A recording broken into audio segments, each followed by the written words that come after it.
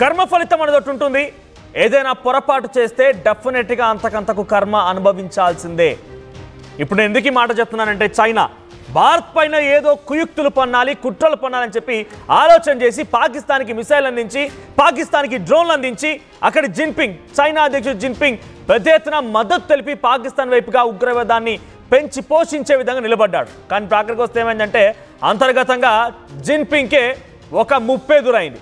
నీ దేశంలో పరిస్థితి సరిగ్గా లేదు, నీ దేశంలో మిలిటరీని అంగీకరించడం లేదు, నీ దేశంలో నువ్వు ఎక్కడ పోయా కూడా తెలియడం లేదు, అసలు నువ్వు ఉన్నావా పోయావని కూడా ఎవరికి అర్థం కాని పరిస్థితి. అటువంటి పరిణామాల్లో భారత్ పైన కుట్రలు కుయుక్తులు పన్ని కర్మ ఫలితం అనుభవిస్తున్నాడు చైనా అధ్యక్షుడు జిన్పింగ్.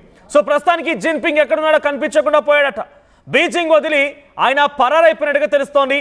మే 20 నుంచి జూన్ 15 వరకు సుమారుగా 16 రోజుల పాటుగా ఎక్కడున్నాడో తెలియదు, ఎక్కడ దాక్కున్నాడో తెలియదు, ఎక్కడికి వెళ్ళిపోయాడో తెలియదు, ఎవరితో మాట్లాడుతున్నాడో తెలియదు. ఎటువంటి అఫీషియల్ స్టేట్మెంట్స్ లేవు, ఎటువంటి విజిట్స్ లేవు, ఎక్కడికి వెళ్తున్నాడో కూడా తెలియదు. ఏకంగా ప్రభుత్వం చేత నడిపబడించేటువంటి కొన్ని మీడియా సంస్థలు కూడా అక్కడ చైనా ప్రభుత్వమే వారి చేత నడిపించేటువంటి మీడియా కథనాల్లో, మీడియా పత్రికల్లో ఎక్కడ కూడా అసలు జిన్పింగ్ ఎక్కడున్నాడో కూడా ఒక్క వార్త, కనీసమైన ఫోటో కూడా ప్రచురించబడలేదట. ఏమై ఉంటుంది, ఏం జరిగిందో కూడా అర్థం కాని పరిస్థితి. ప్రస్తుతానికి అక్కడ వారసుడిగా తెరపైకి జనరల్ జాంగ్ యూజియా కూడా తెర మీదకి వచ్చాడు. ప్రస్తుతం అధికారం సిఎంసి వైస్ చైర్మన్గా జనరల్ జాంగ్ యూజియూ ఉన్నారు. జాంగ్ యూజియూ చైనీస్ కమ్యూనిస్ట్ పార్టీ ప్రముఖుల మద్దతు కూడా ఉంది. సో ప్రస్తుతానికి జాంగ్ యూజియూ ఆయనే అక్కడ వైస్ చైర్మన్గా కొనసాగుతున్న, ఆయన నేతృత్వంలో అక్కడ ముందుకు కొనసాగే అవకాశం ఉంది. ఇన్ డీటెయిల్గా మీకు చెప్పే ప్రయత్నం చేస్తాను. సో చైనా అధ్యక్షుడు జిన్పింగ్ మే 21 నుంచి జూన్ 5వ తేదీ సుమారుగా 16 రోజుల పాటుగా అజ్ఞాతంలోకి వెళ్ళిపోయాడు. ఎక్కడికి వెళ్ళాడు, ఏం చేస్తున్నాడు, ఎటువంటి కథనాలు లేవు. ఇక్కడ మీకు కింద కనిపిస్తుంది చూడండి, జనరల్ జాంగ్ యూజియూ ఆయనే ప్రస్తుతానికి ఒక రకంగా ఇప్పుడు చైనాని లీడ్ చేస్తున్నాడు వారసుడిగా అన్నట్టుగా ఓ చర్చ జరుగుతోంది. సో వారసుడిగా జనరల్ జాంగ్ యూజియూ ప్రస్తుతం అధికారం సిఎంసి వైస్ చైర్మన్గా ఆయన ఉన్నారు. సో జనరల్ జాంగ్ యూజియూ ఆయన ఇప్పుడు ప్రస్తుతానికైతే ఒక ఆఫ్టర్ జిన్పింగ్ ఆయన తర్వాత ఆయనే లీడ్ చేసే అవకాశం కూడా ఉందట. సో ఇక్కడ అంతర్గతంగా యుద్ధం ఏంటంటే, అక్కడ నుండి ఆర్మీ జిన్పింగ్ యొక్క వ్యవహార శైలి పైన, ఆయన ప్రవర్తన పైన, ఆయన అవలంబించేటువంటి తీరు పైన ఏమాత్రం సంతృప్తిగా లేదట. సో ఇక్కడ ఏం చెప్తున్నారు, there are no photos from state run న్యూస్ పేపర్స్ ఫర్ 16 days 16 రోజుల పాటుగా నేను చెప్పేటువంటి మే 21 నుంచి జూన్ 5 ఈ 16 రోజుల పాటుగా అక్కడ ప్రభుత్వం చేత నడపబడించేటువంటి వార్తాపత్రికల్లో కూడా ఒక్కరోజు కూడా అక్కడ ఈ అధ్యక్షుడి గురించి వార్తలు రాలేదు. ఆ తర్వాత several key sectors, so witnessing challenges from several key sectors, ఆయన చాలా పెద్ద ఎత్తున వివిధ రంగాల నుంచి కొంత ఛాలెంజెస్ని, కొంత అసంతృప్తిని ఎదుర్కొంటూ ఉన్నారు. So major reshuffles within Jinping's party, the People's Liberation Army, ఆయన పార్టీ ఏంటి, పీపుల్స్ లిబరేషన్ ఆర్మీలో కూడా పెద్ద ఎత్తున రిషఫుల్స్ ఉన్నాయి. పదవులు మారడం, ఆ తర్వాత కొత్త వాళ్ళు తెర మీదకి రావడం రకంగా రకరకాలుగా చేంజెస్ ఉన్నాయి. So Chinese premier Li Qiang and vice premier He Lifeng held meeting with foreign dignitaries. So ఇక్కడ జిన్పింగ్ మిస్ అయిన తర్వాత ఆయన స్థానంలో కొత్త వాళ్ళు ఆ పార్టీని లీడ్ చేస్తూ ఏకంగా ఫారెన్ డిగ్నటరీస్తో మీటింగులు జరుపుతున్నారట. వాళ్ళే ఫారెన్ మినిస్టర్తో మీటింగ్ జరుపుతున్నారు. Former Chinese foreign minister Qin Gang and former defence minister Shangfu also disappeared from public view. వాళ్ళు కూడా డిసపియర్ అయిపోయారంట. ఫారెన్ మినిస్టర్లు ఇద్దరు కూడా, అటు Chinese ex foreign minister and ex defence minister కూడా మిస్ అయ్యారట. మరి ముగ్గురు కలిసేడికైనా వెళ్ళారా?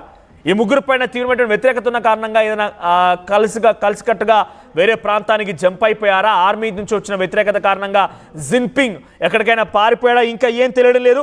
సో ఈ 16 రోజుల పాటుగా ఎక్కడికి వెళ్ళాడని ఇంకా తెలియకపోవడంతో ప్రస్తుతానికి అక్కడి అధ్యక్షుడి మార్పు ఉండబోతుందనేది మాత్రం చాలా ఖాయంగా కనబడుతోంది. సో ప్రస్తుతానికి military officials from there positions on Friday July 4, 2025 government removed 3 ముగ్గురు సీనియర్ మిలిటరీ అధికారిని ప్రభుత్వం జిన్పింగ్ రాగానే వారిని ఆ స్థానాల నుంచి తొలగించిందట. ముగ్గురిని ఆ స్థానం నుంచి తొలగించేసింది. సో ఇక్కడ చాలా క్లియర్గా మనకు అర్థమవుతోంది, జిన్పింగ్కి అటువైపుగా ఆర్మీకి ఏమాత్రం పొసగడలేదు కాబట్టి ముగ్గురు సీనియర్ చైనీస్ ఆర్మీ అధికారుల్ని ఆ స్థానం నుంచి తొలగించింది. సో అక్కడ మార్పు కనబడుతోంది, చూసారా? అందుకే అన్నాను మొదట్లో, కర్మ ఫలితం నువ్వేదైనా తప్పు చేస్తావంటే డెఫినెట్గా ఆ కర్మ అనుభవించాల్సిందే. నువ్వేదో కుట్రలు కుయుక్తులు పని ఉగ్రవాదులకి పెంచి పోషించి వారికి మిసైల్స్ని డ్రోన్స్ని పంపించి భారత్ పైన కుట్రలు కుయుక్తులు పనాలని ప్రయత్నం చేసావు. కానీ ఆఖరికి వస్తే నీ వాళ్ళే నిన్ను ఎగరగొట్టే పనిలో ఉన్నారు జిన్పింగ్. సో చైనా అధ్యక్షుడు జిన్పింగ్కి పదవీగండ మొదలైంది. దీనికి సంబంధించి మరిన్ని అప్డేట్స్తో మా ప్రతినిధి మధు మరిన్ని అప్డేట్స్ అందిస్తారు. మధు, సో జిన్పింగ్ పదవీగండం మొదలైంది. ఆయనకి డెఫినెట్గా పదవి నుంచి ఆయనకి విరమణ, ఒక రకంగా విరమణ గారు తొలగించే అవకాశం, ఆయన బర్తరఫ్ చేసే అవకాశం కూడా కనబడుతోంది. సో అక్కడ ఆర్మీకి జిన్పింగ్కి మధ్య పెద్ద విభేదాలు ఉన్నట్టుగా కనబడుతోంది. అప్డేట్స్ ఏంటి? ఎగ్జాక్ట్ యాక్చువల్ గా చైనాలో మొత్తం రాజ్యాంగ మార్పిడి చేసుకుని బ్రతికున్నంత వరకు తనే అధ్యక్షుడిగా కొనసాగేలా కొన్ని మార్పులు చేర్పులు చేసుకున్నారు గతంలో.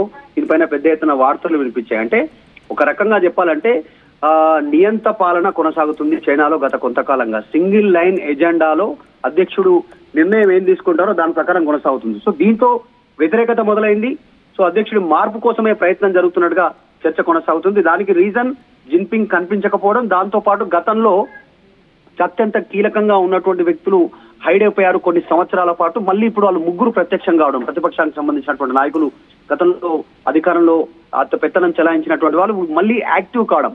సాధారణంగా చైనాలో మనం గతంలో చూసాం, జిన్పింగ్ ను కాదని ఎవరు నోరు మెదిపేటువంటి సిచ్యువేషన్ లేదు. అటు వ్యాపారవేత్తలు కానీ రాజకీయ పార్టీ నాయకులు కానీ ఎవరైనా నోరు మెదిపేటువంటి సిచ్యువేషన్ లేదు. ఒక నియంత పాలన కొనసాగింది. ఇప్పుడు ముగ్గురు ప్రత్యక్షం కావడం, వాళ్ళు వాయిస్ వినిపించడంతో ఈ వార్తలకు బలం చేకూరుస్తా ఉంది. నిజంగానే సిపిపికి సంబంధించినటువంటి ముగ్గురు నాయకులు యాక్టివ్ కావడం పైన చర్చ కొనసాగుతుంది. కొత్తగా తెరపైకి జాంగ్ యూజియా పేరు రావడానికి గల రీజన్ ఏంటంటే చైనా అవలంబిస్తున్నటువంటి చర్యలతో, ముఖ్యంగా జిన్పింగ్ అధ్యక్షతన అవలంబిస్తున్న చర్యలతో అమెరికాతో కానీ ఇతర దేశాలతో సత్సంబంధాలను ఆయన నెరుపుతున్నటువంటి విధానం కానీ, సో ఇది ఫ్యూచర్ లో చైనాకు ఆర్థికంగా ఇంకా అనేక రకాలుగా ఇబ్బంది పడుతుందనేటువంటిది భావిస్తా ఉంది. అందులో భాగంగానే సైనిక పరంగా కూడా వ్యతిరేకత వ్యక్తం అవుతా ఉంది. మొత్తానికి ఈ అంశంతో మరొకసారి చర్చనీయాంశం అవుతా ఉంది ప్రపంచవ్యాప్తంగా. మనం చూసాం, చైనా ఎప్పుడు ఏదో ఒక రకంగా వార్తల్లో ఉండే ప్రయత్నం చేస్తా ఉన్నారు. జిన్పింగ్ నే పక్కకు తప్పిస్తే ఎలాంటి పరిణామాలు ఉంటాయి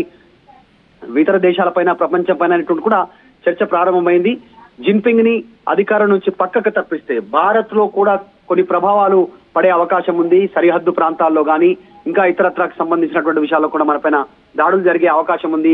సైబర్ దాడులు కానీ ఇంకా ఇతరత్ర తప్పుడు వార్తలు ప్రచురించడం అవకాశం ఉంది. సో వీటన్నిటిపైన చర్చ కొనసాగుతుంది. ఇది కనుక నిజమే అయితే, చైనాలో అధ్యక్షుడు మార్పే కనుక నిజమే అయితే ఒక కొత్త శకానికి నాంది పలిగినటువంటి చర్చ కొనసాగే అవకాశం ఉంది. గతంలో కూడా ఇట్లాంటి ఇన్సిడెంట్ జరిగాయి. కానీ జిన్పింగ్ అధికారంలోకి వచ్చిన తర్వాత, అధికారం చేపట్టిన తర్వాత రాజ్యాంగ సవరణలో మొత్తం మార్పులు చనిపోయేంత వరకు తనే అధ్యక్షుడిగా ఉంటానని చేసుకున్న మార్పులను కూడా పక్కకు తప్పిస్తూ ఇప్పుడు అధ్యక్ష మార్పిడి జరిగే అవకాశం ఉన్నట్టుగా చర్చ కొనసాగుతుంది. చూడాలి, మరికొన్ని రోజుల్లోనే ఒక క్లారిటీ రానుంది చైనాలో.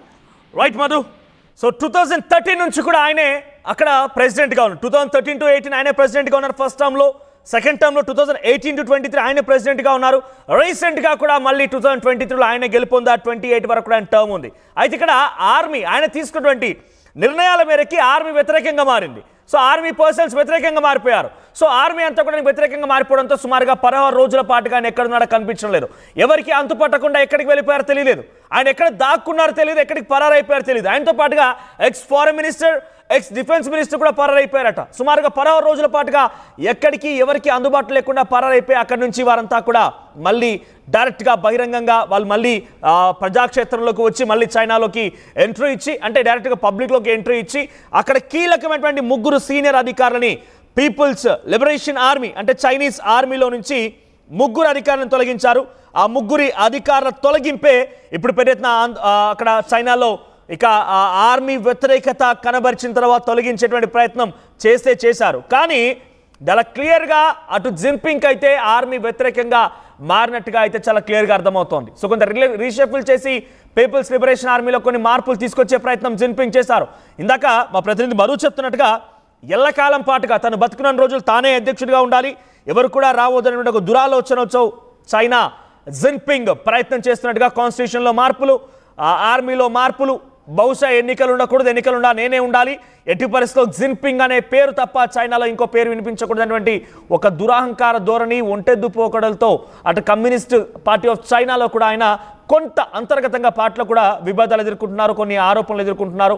సో ఇవన్నీ కలగలిపి ఇప్పుడు జిన్పింగ్కి ఒక పదవీ గండం తలెత్తే అవకాశం కనబడుతోంది. ఏకంగా జిన్పింగే కాదు, బంగ్లాదేశ్లో కూడా ఇదే జరుగుతోంది. షేక్ హసీనా ప్రభుత్వం కోల్పోయిన తర్వాత యూనస్ ప్రభుత్వం అధికారంలోకి వచ్చి కేవలం ఒక తాత్కాలిక టెంపరీ గవర్నమెంట్గా వచ్చినటువంటి యూనస్ ప్రభుత్వం ఏకంగా శాశ్వతంగానే ఉండాలి, డెమోక్రటిక్ పాలన ఉండకూడదు, ఇక ఎలక్షన్స్ అనేవి ఉండకూడదు అన్నట్టుగానే ఆయన అక్కడ పెద్ద ఎత్తున కొంత ఇస్లామిక్ రెవల్యూషన్, ఇస్లామిక్ సంబంధించినటువంటి ఒక పద్ధతిని అవలంబించాలంటే ఒక ధోరణితో యూనస్ ముందుకు వెళ్తుంటే అక్కడి ఆర్మీ చీఫ్ వకార్ కూడా ఈ రకంగానే వ్యవహరిస్తూ యూనస్ ప్రభుత్వం చేసేటువంటి ఆగడాల్ని ఎప్పటికప్పుడు బయట పెడుతూ అక్కడి ప్రజల్ని కూడా మోటివేట్ చేయడంతో పాటుగా రష్యాతో భేటీ అయ్యారు.